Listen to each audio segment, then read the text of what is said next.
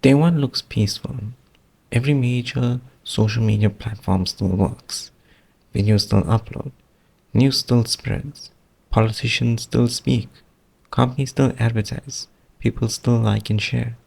The only thing missing is the comment section. At first, this looks like an improvement. No arguments under every post. No pointless corrections. No thousands of people fighting over one sentence. But this piece is fake. The opinions are still there. The anger is still there. The disagreement is still there. We have not removed the reaction. We only removed the easiest place to release it. That is the beginning of the experiment.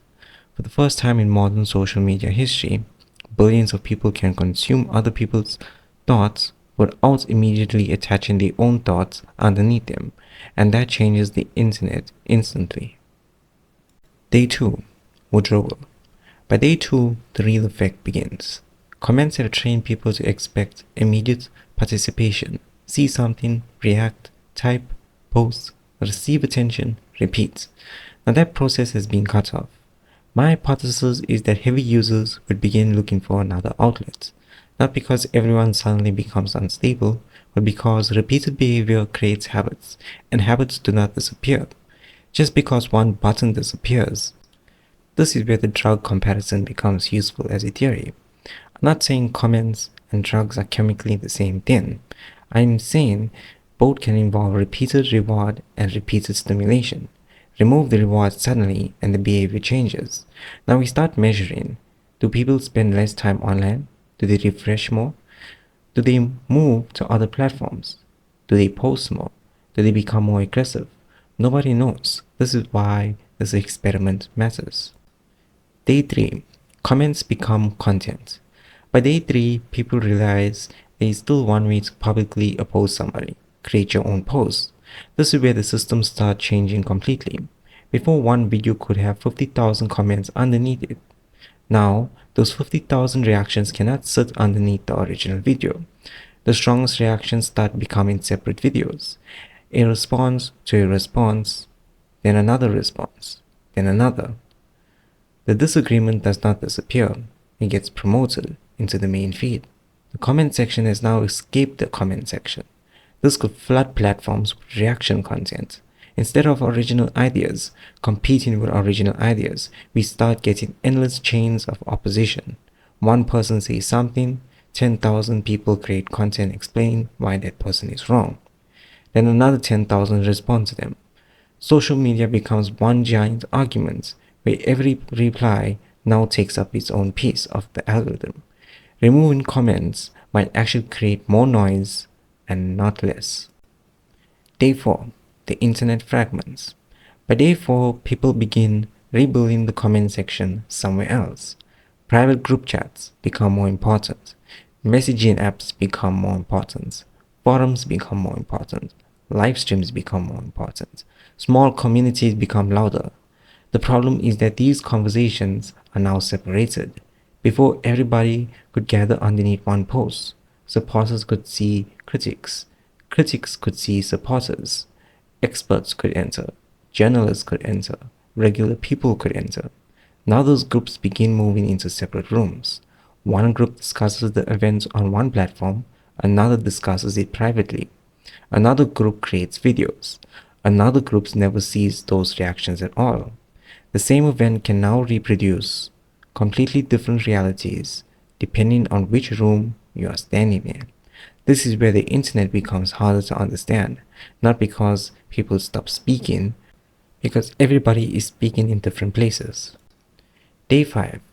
Power notices the gap. This is where the experiment becomes serious. Governments, corporations, political parties, media organizations, and other powerful institutions will notice something important. They can still speak publicly, but the public response is no longer directly attached underneath their message. Normally, a controversial announcement immediately creates visible pressure. Thousands of comments appear. Journalists challenge it. Citizens question it. Experts explain it. Opposition grows in public. Everyone can see the reaction. Now remove that system. A government makes a controversial announcement. 10 million people see it. Maybe 8 million people hate it. but underneath the announcement there is still nothing. Silence. The anger still exists, but the pressure is harder to see. This creates what I call a visibility gap. Power can still broadcast, the public can still react, but the reaction is scattered. That matters, because institutions behave differently when they believe resistance is weaker, slower, or harder to measure. Would governments announce controversial policies during that period? Would companies push unpopular changes? Would political organizations test stronger messages? That is the part of the hypothesis. We do not know, but the incentive would be there. Day 6. The pressure builds. By day 6, the missing comment section becomes more than an internet problem. It becomes a social pressure problem. Think of comments like a pressure gauge. They do not create the pressure. They show you where the pressure already exists. A government makes people angry. You see it. A company makes customers angry. You see it. A public figure says something ridiculous. You see it. Now remove the gauge. The pressure is still inside the system, but nobody can see the full reading. That creates uncertainty. Millions of people might agree on something without knowing how many others agree. That is important because people behave differently when they know they are part of a crowd. Visible agreement creates confidence. Visible disagreement creates debates. Visible outrage creates pressure.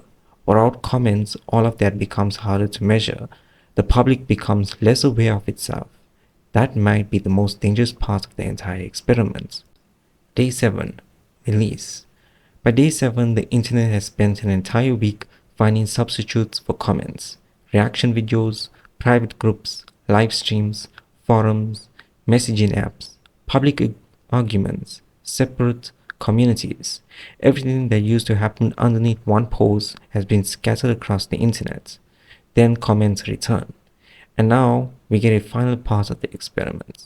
What happens when 7 days of stored reactions suddenly have somewhere to go? If comment sections immediately explode with activity, that tells us something. It tells us that comments was never a small feature. They became part of how modern people process information. They became part of how emotion is released. They became part of how public opinion becomes visible. They became part of how governments and companies measure backlash. They became part of how people know whether they are alone in what they think. And that is my theory. Removing comments will not remove opinions. It will not remove anger. It will not remove disagreements. It will not remove the need to be heard. It will only remove the easiest outlet.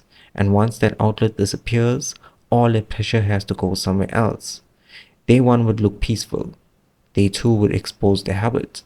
Day 3 would turn comments into content. Day 4 would fragment the internet. Day 5 would create a gap between power and public reaction. And day 6 would build pressure. And by day 7 would show us exactly how dependent the modern internet has become on one tiny box underneath the screen. If theory is right, removing comments for 7 days will not create silence. It will reveal how much chaos the comment section was quietly containing.